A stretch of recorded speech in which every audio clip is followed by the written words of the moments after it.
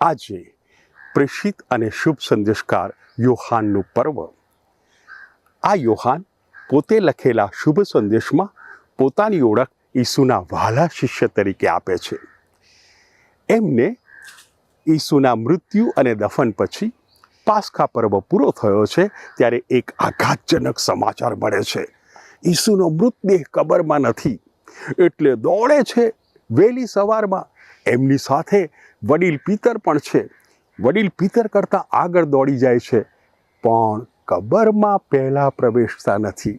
જોયું વડીલો પ્રત્યેનું માન? પિતરના પ્રવેશ પછી જ યોહાન કબરમાં પ્રવેશે છે.